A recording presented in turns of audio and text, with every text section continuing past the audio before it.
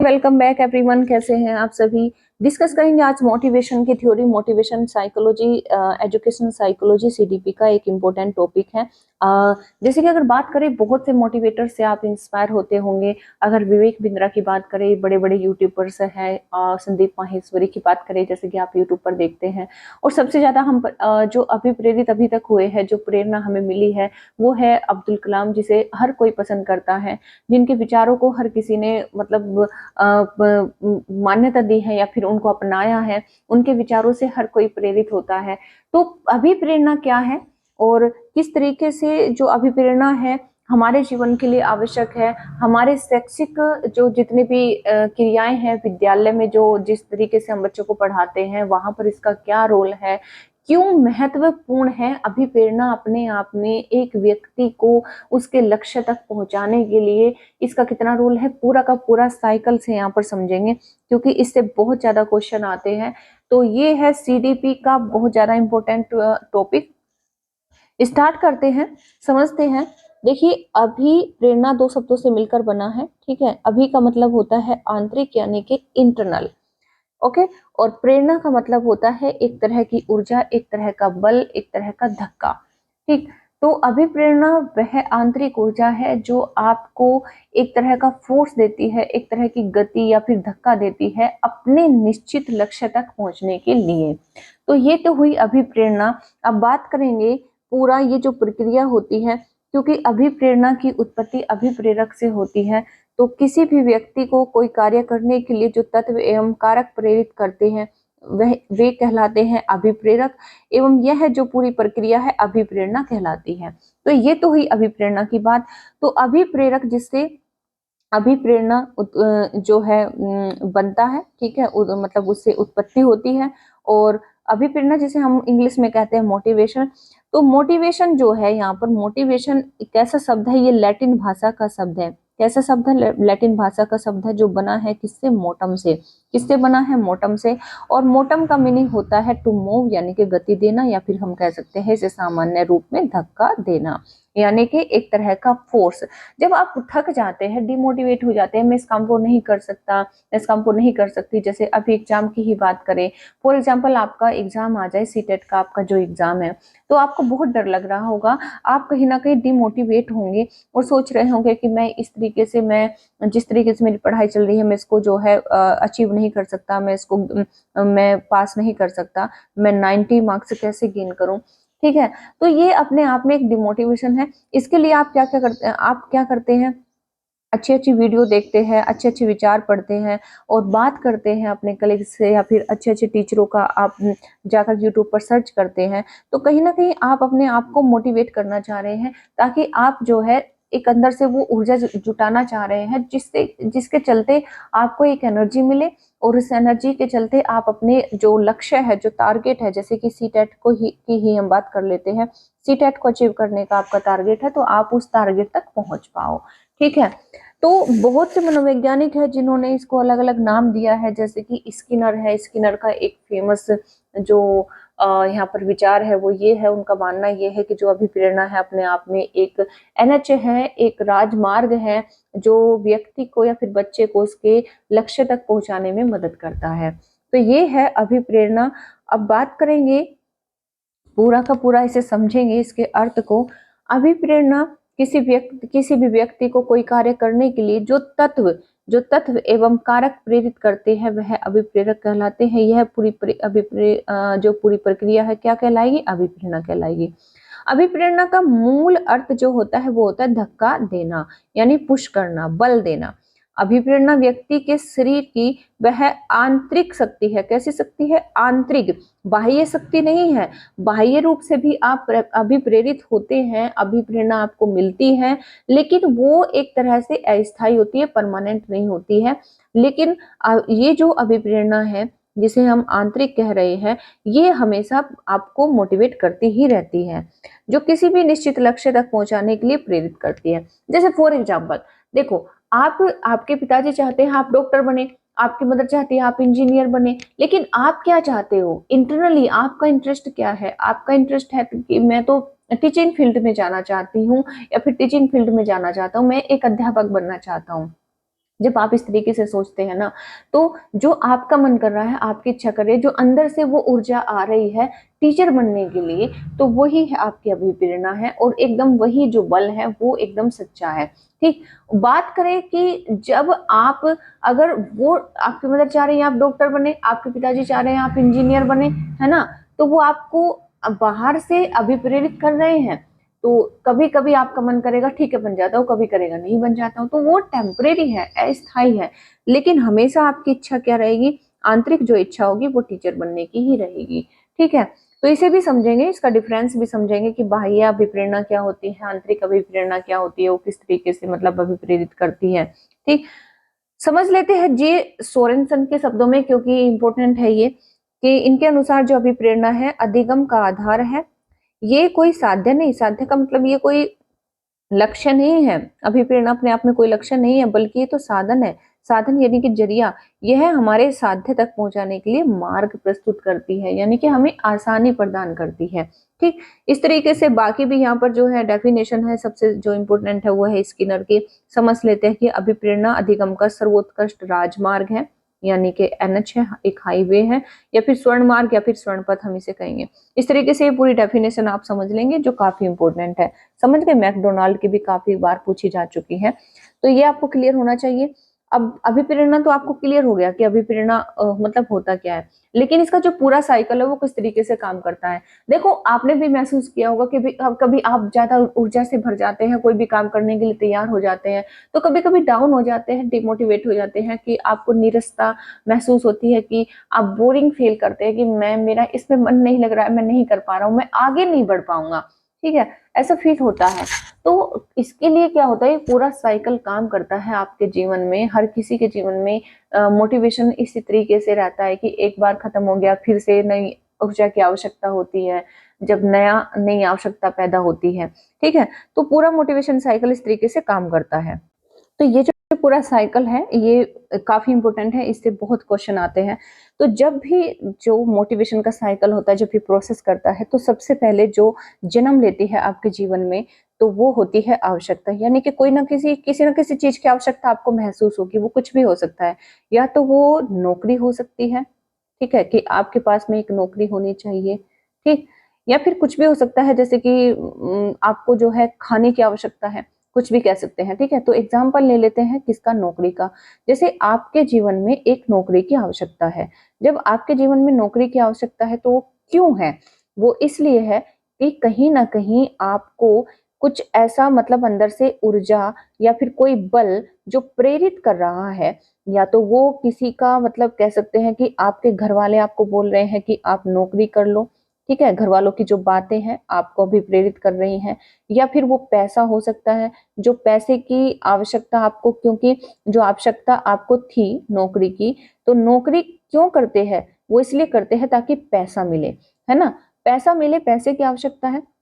तो पैसा अपने आप में एक ड्राइव है, जिसे हम कह सकते हैं एक प्रणोद है। प्रणोद मतलब जो अभी आपको प्रेरणा दे रहा है। ठीक है, या फिर हम दूसरी भाषा में इसको चालक बोलते हैं। क्या बोलते हैं, चालक बोलते हैं।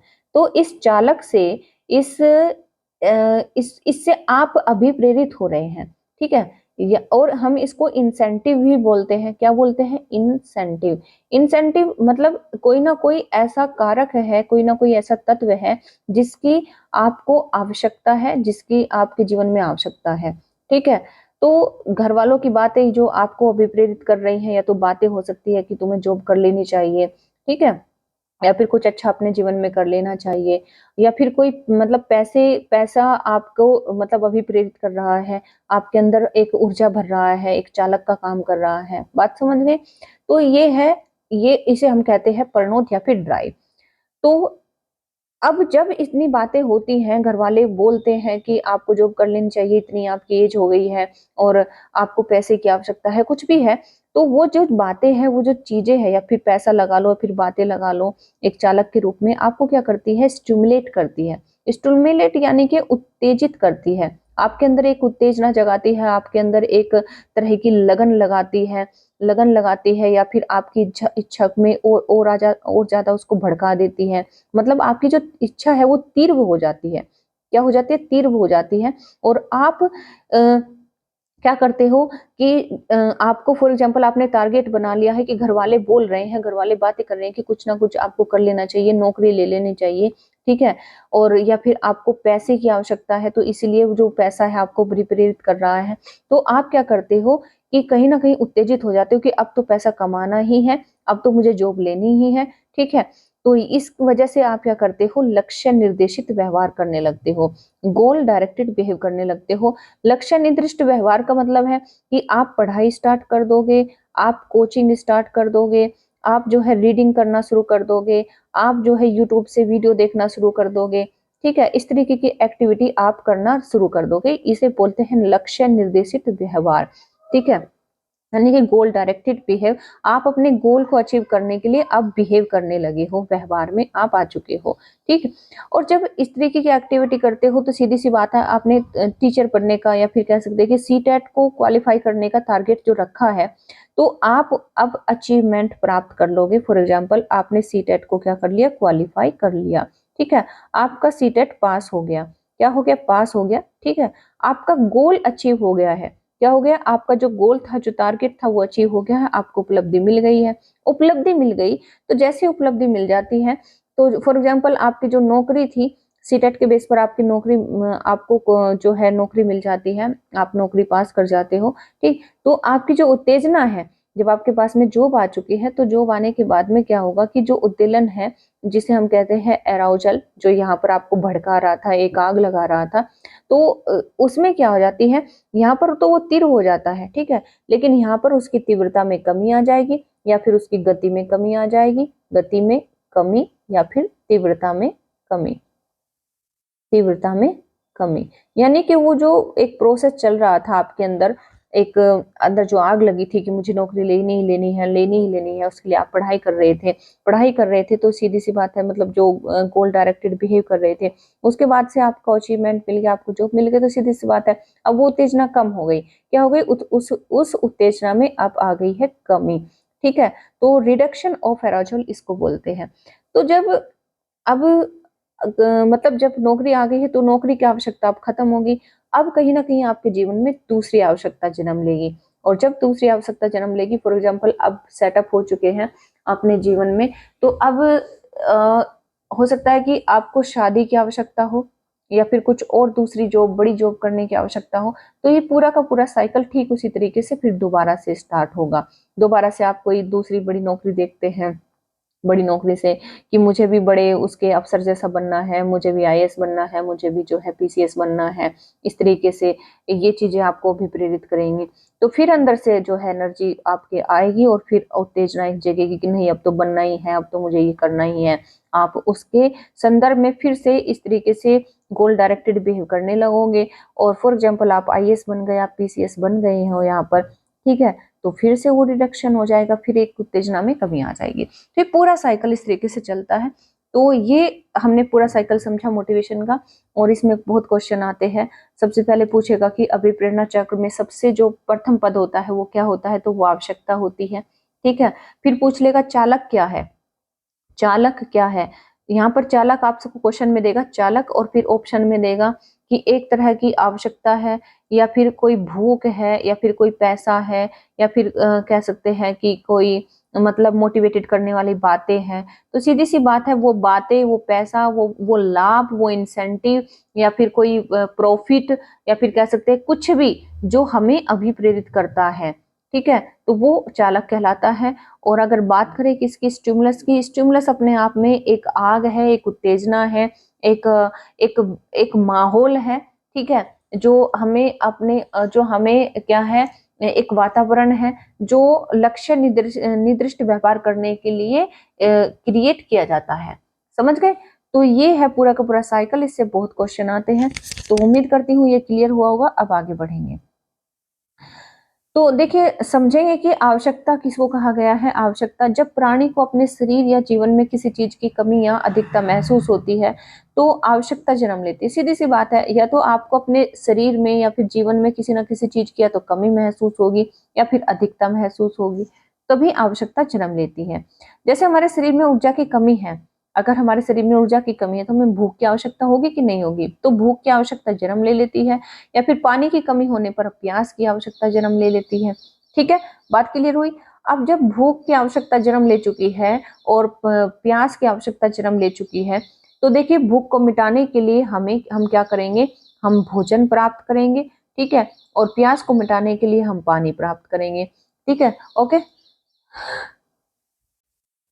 इस तरीके से तो अब हमें आवश्यकता होगी हमारे जीवन में, ठीक उसी तरीके से समझेंगे ड्राइव क्या है, अंतर्नोद जिसे हम कहते हैं, या फिर पर्पल प्रेरणा कहते हैं। ड्राइव आवश्यकता, यानी कि जिसे भूख की आवश्यकता हुई, नींद की आवश्यकता हुई, या फिर प्यास की आवश्यकता हुई, यह आवश्यकता के रूप है।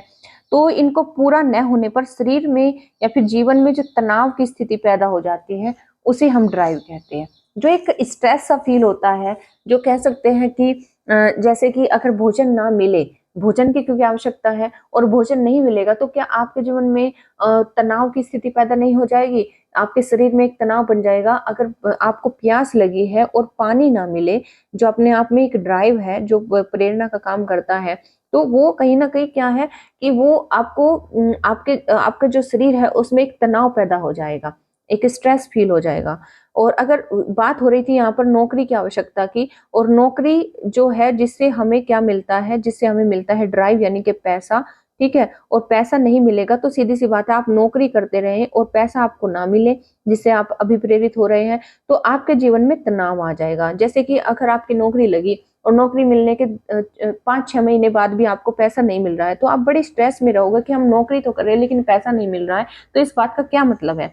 हम गधों की तरह मतलब मज़दूरी कर रहे हैं, तो ऐसा नहीं होना चाहिए। तो वो प्रबल प्रेरणा जो है यहाँ पर, एक पैसा हो सकता है, खाना हो सकता है, पानी हो सकता है, ठीक है? जो आपको अगर नहीं मिलता है, तो आपके जीवन में या फिर शरीर में उसमें वो जो तनाव की स्थिति पैदा हो जाती है। उद्दीलन किसे कहेंगे?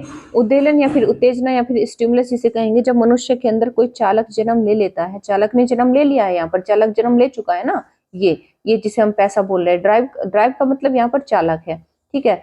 तो जब कोई चालक जन्म ले लेता है, तो जन्म उसकी जो प्राप्ति हेतु, यानी कि हमें पैसा चाहिए, ठीक है? उसकी प्राप्ति हेतु उसी के नेतृत्व में कार्य करना पड़ता है। जैसे भूख की प्रबल जो प्रेरणा थी उसको शांत करने के लिए हमें क्या करना पड़ेगा? भोजन खाना पड़ेगा, ठीक है? इसीलिए हमें पैसे की आवश्यकता है, तो हमें सैलरी आना जो है उसका मतलब ज़रूरी है। बात समझ गए? तो एक स्टिमुलस जो उत्तेजना होती है, तो इस तरीके से हमने क्या समझा, हमने पूरा का पूरा पहले साइकिल समझा है, ये साइकिल हमने समझा है, ये क्लियर हो गया होगा आपको। फिर आवश्यकता को हमने समझा, आवश्यकता हम किसे कहेंगे, फिर जो ड्राइव है, उत्तेजना, स्टिमुलस जिसे हम चालक कहते हैं, सॉरी मतलब चालक हम इसको कहेंगे, ठीक है? जो उत्तेजना है, स्टिमुलस है, वो हमने समझ लिया है। तो पूरा हमने जो है मोटिवेशन का पूरा प्रोसेस समझा है, तो उम्मीद करती हूँ आपको क्लियर हुआ होगा।